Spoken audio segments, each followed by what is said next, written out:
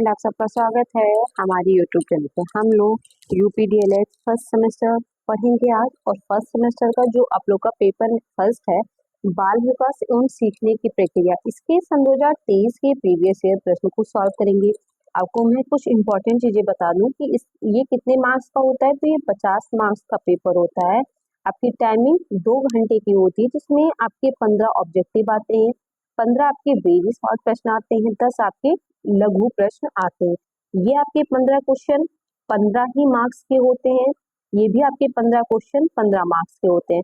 But ये आपके जो 10 क्वेश्चन है ये 2-2 मार्क्स के होते हैं, यानी ये 20 मार्क्स का, ये 2 मार्क्स का एक क्वेश्चन 2 मार्क्स का, ये एक क्वेश्चन 1 मार्क्स का, ये भी एक क्वेश्चन 1 मार्क्स का होता है। यानी टोटल आपकी अगर बात करें तो 15 15 30 20 50, यानी 50 नंबर का आपका पेपर हुआ, जिसमें आपको 25 नंबर लाने हैं। अगर आप 25 नंबर से कम लेके आएंगे तो आपका क्या होगा, बैक लग जाएगा।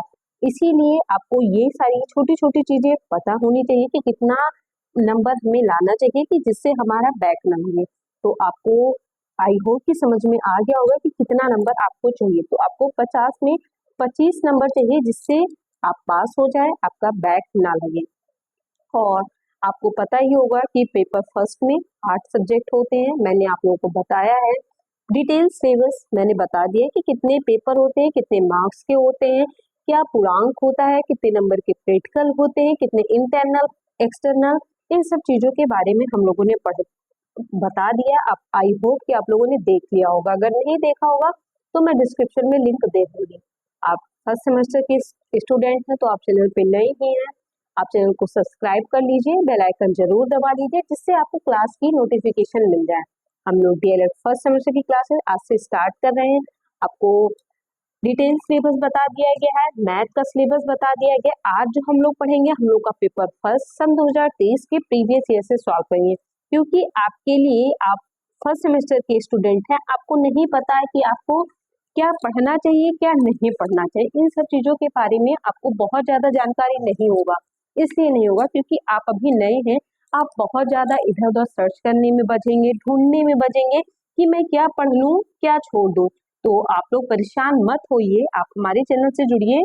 आपको यहाँ पे डिटेल इंफॉर्मेशन हर सब्जेक्ट के बारे में, नोटिस के बारे में, एग्जाम कब होगा, इन सब चीजों के बारे में बताया जाएगा। एक बात तो आप अभी से ही ध्यान बांध लीजिए, गांठ बांध लीजिए, बातों को अपने दिमाग में सेव कर लेना। जैसा भी आप जहां भी चीजें सेव कर पाए कर लीजिए, क्योंकि आपके लिए जो प्रीवियस ईयर है ना, आपको ये डीएलएड एग्जाम पास कराने का रामबाण है। क्या है? रामबाण है। क्यों? क्योंकि आप प्रीवियस ईयर को स्किप नहीं कर सकते हैं। आप नए बच्चे हैं, आपको नहीं पता है, नहीं आइडिया है कि चीजें कहाँ से आती हैं। बहुत से ऐसे बच्चे हैं कंफ्यूज होंगे कि क्या प्रीवियस ईयर से पेपर आएगा, नहीं आएगा, इस बार कहीं कुछ नया ना पूछ ले। आप परेशान मत होइए, आप प्रीवियस ईयर को अच्छे से पढ़ लीजिए। आप मैं सन 2023 से लेके सन 2016 तक के सारे प्रीवियस ईयर को कराऊंगी, हिंदी, मैथ, इंग्लिश, सारे प्रीवियस ईयर को कराऊंगी। आप कंटिन्यू हमसे जुड़ जाइए। आप इन सन 2023 से 16 तक के प्रीवियस ईयर को मैं कराऊंगी, मैं एक बार कराऊंगी। आप इस वीडियो को मैक्सिमम 4 से 5 बार देखिए। आप ना कोई सीरीज पढ़ेंगे, ना कोई नोट्स बनाएंगे, और फिर भी आप डीएलएड फर्स्ट सेमेस्टर, जितना मैं कह रही हूँ, आप मतलब प्रीवियस ईयर को पढ़ के आप 85% ला सकते हैं।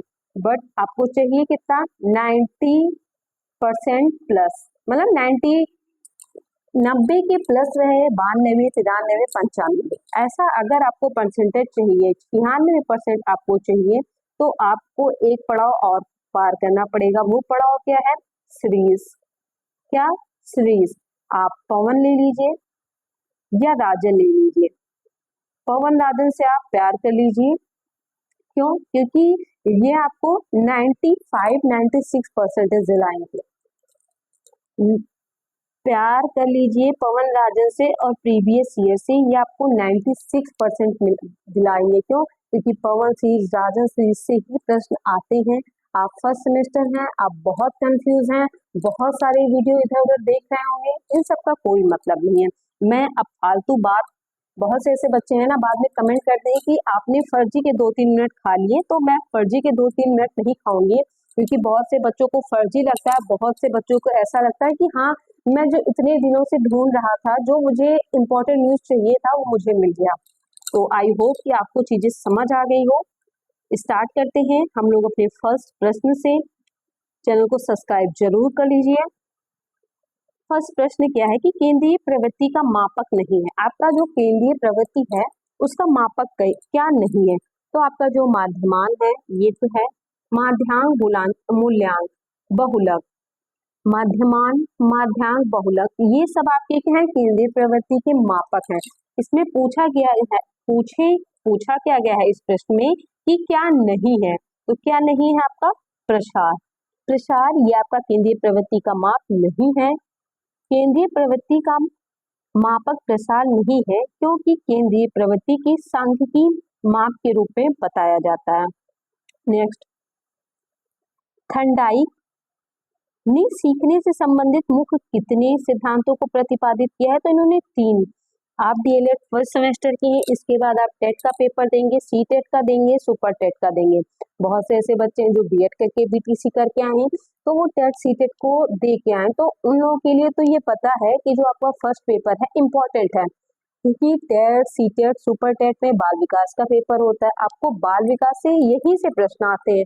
अगर आप फर्स्ट सेमेस्टर में हैं, आपने अभी मतलब आपने बीएड नहीं किया है, डायरेक्ट बीटीसी करने आ रहे हो, तो मैं आपसे एक रिक्वेस्ट करूंगी कि आप डीएलएड फर्स्ट सेमेस्टर की बुक लीजिए, बाल विकास की और शिक्षण अधिगम पेपर फर्स्ट, पेपर सेकंड के आप जरूर बुक लीजिए, क्योंकि आपका जो पेपर फर्स्ट, पेपर सेकंड है, अगर आपने ये दोनों क्लियर कर लिया ना अच्छे से, थ्योरी पढ़ के अच्छे से इस चीजों को समझ के किया ना, तो आपका जो सीटेट का 30 नंबर का पेपर होता है ना बाल विकास का, आप 30 में 30 लेके आएंगे। आप बीटीसी पढ़ते रहेंगे और आपका सीटेट क्वालिफाई हो जाएगा। फर्स्ट सेमेस्टर में ही आपका सीटेट क्वालिफाई हो जाएगा। इसीलिए आप पेपर फर्स्ट, पेपर सेकंड बहुत अच्छे से पढ़िए। क्या है कि थर्नडाइक ने सीखने से संबंधित मुख्य कितने सिद्धांतों को प्रतिपादित किया था? तो 3 था। क्या था? तात्पर्यता का नियम, अभ्यास का नियम, प्रभाव का नियम। इन्होंने थर्नडाइक ने 3 नियम दिए थे, प्रतिपादित किया था। नवजात शिशु में हड्डियों की संख्या कितनी होती है? तो 350 होती है। आपके ऑप्शन में 350 नहीं दिया, इसलिए आपके ऑप्शन में कभी भी 300 के प्लस दिखे 350 तक, तो वही आपका क्या हो जाएगा? वही आपका प्रश्न उत्तर आपका राइट हो जाएगा। कितना? 306। नेक्स्ट, क्रिया प्रशोध अधिगम सिद्धांत के प्रतिपादक। क्रिया प्रशोध आपके कौन है? स्किनर है। आधुनिक प्रवृत्ति का सर्वाधिक विकास होता है। आपराधिक प्रवृत्ति का सर्वाधिक अपराध करने की भावना किस एज में होती है? तो ये आपकी किशोरा अवस्था है। किशोरा अवस्था, स्टेनी हॉल ने क्या कहा था कि ये आंधी और तूफान की अवस्था है। किसने? आंधी तूफान की अवस्था। स्टेनी हॉल ने कहा कि किशोरा अवस्था कैसी? आंधी तूफान की अवस्था। इसमें बच्चा एक अपराधी प्रवृत्ति का होता है। इसमें वो अपने आप को सुपरमैन मानता है, कहता है मैं कुछ भी कर सकता हूँ। इसी ये ही एज होती है, इसमें ही वो अपने आप को मतलब वो क्या करता है कि किसी को अपना क्या रोल मान लेता है कि हमारे लिए बेस्ट है। उसको नहीं पता कि क्या अच्छा है क्या बुरा है। उसको सलमान खान की तरह रहना है, किसी को अक्षय कुमार की तरह बाल कटाना। हर व्यक्ति, हर बच्चा जिसको भी वो अपना आइडियल मानता है, उसी के अनुसार क्या करता है? अपने आप को बदलना चाहता है, बदलने की कोशिश करता है। वो क्या होता है कि अपने आप को बड़ा भी मानता है और छोटा भी मानता है। उसको एक तो ये तरफ लगता है कि वो सारी चीजें क्या कर सकता है, क्या है? वो बड़ा हो गया है। बट जब वो उसको उससे गलती होती है, उसको डांटा जाता है, तो उसको ये फील होता है मैं तो अभी छोटा हूँ। मतलब वो खुद नहीं समझ में आ रहा है उसको कि वो बड़ा हो गया है कि छोटा हो गया है। आपराधिक प्रवृत्ति का सर्वाधिक विकास किशोरावस्था में होता है। किशोरावस्था बड़े नाजुक और परिवर्तन का काल होता है। किशोरावस्था में शारीरिक, मानसिक और भावात्मक परिवर्तन देखने को मिलता है। यह आपकी क्या है? किशोरा अवस्था। नेक्स्ट प्रश्न, संज्ञानात्मक क्षमता की कमी से व्यक्तित्व में कठिनाई होती। संज्ञान संज्ञान किससे होता है? ये आपके माइंड से होगा। किससे होगा? माइंड से होगा। तो माइंड से आपका शारीरिक विकास, इस पे कोई ऐसा नहीं। व्यवसायिक विकास में हो सकता है थोड़ा बहुत, समायोजन में, बट माइंड है तो बौद्धिक विकास। क्या होगा? आपके बौद्धिक विकास मतलब आपका क्या होगा? माइंड ही नहीं डेवलप हो पाएगा। संज्ञानात्मक क्षमता की कमी से व्यक्ति में बौद्धिक विकास में कठिनाई होती है। संज्ञानात्मक क्षमता बहुत व्यापक है या कम संज्ञानात्मक क्षमता अनुकूलन व्यवहार बौद्धिक कार्यात्मक प्रदर्शन को क्या कर रहा है? व्यक्ति की अधिगम क्षमता को प्रभावित कर सकता है। नेक्स्ट प्रश्न क्या है कि किसी दूसरी वस्तु की अपेक्षा एक ही वस्तु पर चेतना का केंद्रीकरण अवधान है या कथन किसका है? तो ये डाम्बिल का है। किसी वस्तु की अपेक्षा एक ही वस्तु पर चेतना और केंद्रीकरण, बुद्धि का विकास लगभग पूर्ण हो जाता है। आपका जो बुद्धि है वो लगभग डेवलपमेंट आपका हो चुका होता है। किस अवस्था में? तो ये आपका किशोरा अवस्था में। किशोरावस्था में बुद्धि का विकास पूर्ण हो जाता है, इसीलिए इस अवस्था को बुद्धि में स्थिरता लाने वाली अवस्था भी कही जाती है, क्योंकि इस टाइम क्या होता है कि बच्चा हाई स्कूल, इंटर मतलब 10th या 12th में होता है। इसमें मैंने आपको बताया ये अपराधी प्रवृत्ति का होता है, इसमें ये किसी को रोल मान लेता है, अपना आइडियल मान लेता है, उसी के अकॉर्डिंग चीजें करता है। ये अपने आप को सुपरमैन भी मानता है, सुपर जीरो भी मानता है। वो अपनी परिस्थितियों के अनुसार अपने आप को बदलता रहता है। वो कभी तो छोटा हो जाता है, कभी बड़ा हो जाता है। ये क्या होता है? यहाँ पे माइंड सेट होने का कार्य होता रहता है। सीखने के प्रभावित करने वाला सबसे प्रभावपूर्ण कारक क्या है? तो ये आपका प्रेरणा। अगर आप मोटिवेट रहेंगे तो आप सारी चीजें बहुत ही अच्छे से कर लेंगे। बालक में अभिप्रेरणा उत्पन्न करने का प्रमुख स्रोत क्या है? तो उद्दीपक भी है, रुचि भी, आवश्यकता, उपयुक्त सभी। आप किसी कार्य को कर रहे हैं तो ये अभिप्रेरणा है। आप किसी के चीज को लेके मोटिवेट हैं कि हाँ हम ऐसा करेंगे तो मुझे ये मिलेगा। आपको आवश्यकता है कि हाँ मैं पढ़ रहा हूँ, पढ़ लिख के मुझे नौकरी चाहिए, नौकरी इसलिए चाहिए कि मुझे पैसा चाहिए, पैसा इसलिए चाहिए कि मेरी सारी आवश्यकताएं पूरी हो सके। तो इसलिए इसका राइट क्या आंसर क्या है? उपयुक्त सभी। आनुवंशिकता का वाहक होता है। आनुवंशिकता का वाहक क्या होता है? जीन, आपकी हेरिडिटी। क्या है? हेरिडिटी। व्यक्ति मापन की सबसे अच्छी विधि कौन सी है? तो आपकी ये व्यक्तिगत है। वस्तुनिष्ठ प्रक्षेपण, ये सभी। नेक्स्ट, भाटिया बैटरी परीक्षण संबंधित है। आपकी जो भाटिया बैटरी है यह बुद्धि से संबंधित है। शिक्षा में सृजनशीलता का प्रयोग किस रूप में किया जाता है? तो ये आपके चिंतन के रूप में किया जाता है। नेक्स्ट, पियाजे के अनुसार संज्ञानात्मक विकास की स्थितियां हैं। पियाजे के अनुसार संज्ञानात्मक विकास की स्थितियां कितनी हैं? 4 SPCF है ना। देख लीजिए, संवेदी, सेंसरी, फिजिकली है ना, SPCF, cognitive, mood, concept. Next, अति लघु उत्तरीय प्रश्न। हम लोगों ने ऑब्जेक्टिव प्रश्नों को देख लिए। 15 आपके ऑब्जेक्टिव आते हैं। आप प्रीवियस ईयर को अच्छे से पढ़िए। आपको 9 से 10 प्रश्न सिर्फ प्रीवियस ईयर से मिलेंगे। 4 से 5 ऐसे प्रश्न आएंगे जो अलग से रहेंगे। अलग से क्या रहेंगे? आपको बस सीरीज अच्छे से पढ़ लीजिए, आपको सारे प्रश्न मिल जाएंगे। शिक्षक को बाल मनोविज्ञान का ज्ञान क्यों आवश्यक है? शिक्षक को बाल मनोविज्ञान का ज्ञान इसलिए आवश्यक है क्योंकि मनोविज्ञान के अध्ययन से शिक्षक को बाल विकास की विभिन्न अवस्थाओं का ज्ञान हो जाता है, जैसे शारीरिक, मानसिक, सामाजिक आदि। वह इन विशेषताओं को ध्यान में रखकर विभिन्न आवश्यकताओं के बालकों के लिए पाठ, विषय और क्रियाओं का चुनाव कर सकता है।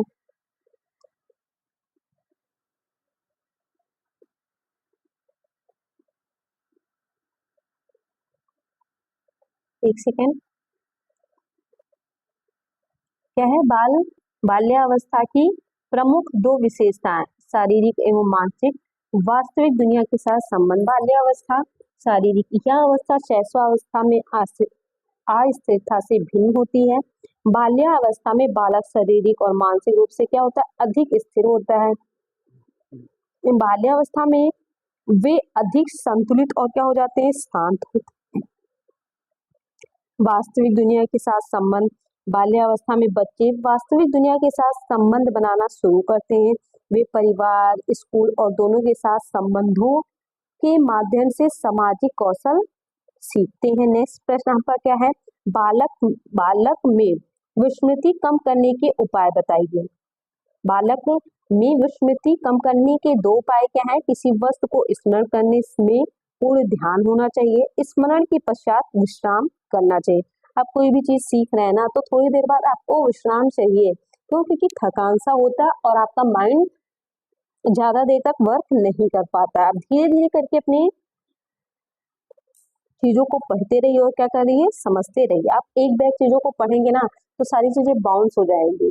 आप आराम से चीजों को अभी से अगर पढ़ना शुरू कर देंगे, डीएलएड फर्स्ट सेमेस्टर के आप स्टूडेंट हैं, आपके पास 8 सब्जेक्ट हैं, आप ये सोच के परेशान है कि कैसे क्या पढ़ूं, तो आप यही सोचते हुए आपका फर्स्ट सेमेस्टर निकल जाएगा, जिसमें बैक लगना होगा लग जाएगा। बट वही जो स्मार्ट बच्चे हैं, वो थोड़ा थोड़ा करके चीजों को पढ़ रहे हैं और उनकी चीजें क्या होगी? अच्छे से क्लियर हो जाएगी और उनका बैक भी नहीं लगेगा और वे पास भी हो जाएंगे। रुचि का शैक्षिक महत्व। शिक्षण विधि अच्छी होनी चाहिए, पाठ्यक्रम होना चाहिए, स्नेहपूर्ण वातावरण। अधिगम स्थानांतरण संप्रत्यय को स्पष्ट कीजिए। अधिगम स्थानांतरण तब होता है जब लोग सीखी गई जानकारी और कौशल में नई स्थिति या संदर्भ लागू करते हैं, अर्थात सीखी गई क्रिया या विषय का अन्य परिस्थितियों में उपयोग करते हैं। आप कोई चीज सीख लिए हैं और आप उस चीज का परिवर्तन किसी और चीज में कर रहे हैं, तो वो आपका क्या है? अधिगम का स्थानांतरण। आप देखिए, आपको साइकिल चलाते चलाते आप क्या कर रहे हैं? बाइक चलाना सीख गए, तो आपने साइकिल चलाना सीखा और उसका अधिगम का स्थानांतरण आपने कहा किया? बाइक चलाने में किया। तो ये क्या है? अधिगम का स्थानांतरण। ऐसा नहीं कि आप बाइक चलाने लगे तो आप साइकिल का भूल गए, नहीं, ऐसा नहीं है। आपने पहले साइकिल सीखा, उसके बाद क्या किया? बाइक सीखा, बाइक से आपने कार सीखा। ऐसे ऐसे आप क्या कर रहे हैं? चीजों को स्टेप बाय स्टेप सीख रहे हैं, अपने अधिगम का क्या कर रहे हैं? स्थानांतरण कर रहे हैं। व्यक्तित्व विकास में शिक्षा शिक्षा किस प्रकार प्रभावी है? शिक्षा व्यक्ति के व्यक्तित्व के विकास में महत्वपूर्ण भूमिका निभाती है। ज्ञान, कौशल और मूल्यों का विकास करके बेहतर बनाती है। बुद्धि की एक परिभाषा। ठंडाई के अनुसार वास्तविक परिस्थितियों के अनुसार अपेक्षित प्रतिक्रिया की योग्यता ही बुद्धि है। टर्मन के अनुसार क्या है? अमूर्त वस्तुओं के विषय में सोचने की योग्यता ही बुद्धि है। नेक्स्ट देखते हैं हम लोग। शैशवावस्था की प्रमुख दो विशेषताएं। शारीरिक विकास की तीव्रता होती है इसमें, और क्या होता है? सीखने में तीव्रता। समायोजन क्या है? समायोजन एक ऐसी प्रक्रिया जिसमें हम अपनी आवश्यकता, इच्छाओं और लक्ष्यों को बदलते हुए परिस्थितियों के अनुकूल बनाते हैं। यह एक सतत प्रक्रिया है जो जीवन भर चलती रहती है। व्यक्तित्व की कोई एक परिभाषा। वुडवर्ड के अनुसार व्यक्तित्व व्यवहार की एक समग्र विशेषता है। कुछ भी आप लिख देंगे व्यक्तित्व के बारे में, हो जाएगा, एक डिफिनेशन पूछता है। अधिगम। अधिगम क्या है? आप जीवन प्रति जिंदगी भर, मतलब आपकी आप जन्म लेते हैं और जब तक आप मर नहीं जाते कुछ ना कुछ सीखते ही रहते हैं, वही आपका क्या है? अधिगम है। प्रत्येक व्यक्ति अपने जीवन में नए अनुभव को एकत्र करता है। यह नवीन अनुभव व्यक्ति व्यवहार में वृद्धि संशोधन करते हैं, इसलिए यह अनुभव है तथा इनका उपयोग ही सीखना या अधिगम कहलाता है। कल्पना से आप क्या समझते हैं? रायबन के अनुसार कल्पना वह शक्ति है जिसके द्वारा हम अपने प्रतिमाओं का एक नए प्रकार से प्रयोग करते हैं या हमको अपने पिछले अनुभव किसी ऐसे वस्तु का निर्माण करने में सहायता करती है। संतुलन, अधिगम, हस्तांतरण। संतुलन की कोई एक उदाहरण देखिए, आप समझाइए संतुलन क्या है? संतुलन कार्य प्रदर्शन के दौरान शरीर की नियंत्रित स्थिति को बनाए रखने की क्या है? क्षमता है।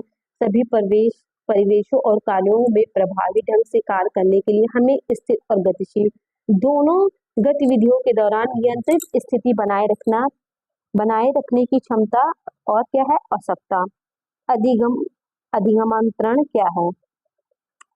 अधिगमांतरण जब पूर्व सीखे गए ज्ञान का नवीन सीखे जाने वाले ज्ञान पर प्रभाव पड़ता है, तो उसे सीखने का क्या कहते हैं? स्थानांतरण।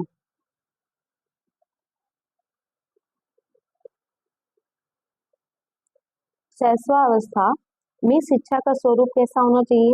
शिक्षा को सीखने का आदर्श काल शैशवावस्था को माना गया है।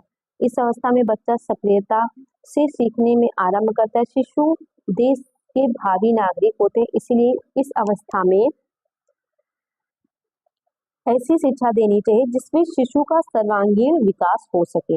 हम लोगों ने 30 ऑब्जेक्टिव मतलब 15 अति लघु प्रश्न, 15 बेसिक शॉर्ट प्रश्नों को देख लिया। अब हमारे पास क्या बचे हैं? 10 लघु उत्तरीय प्रश्न बचे हुए हैं।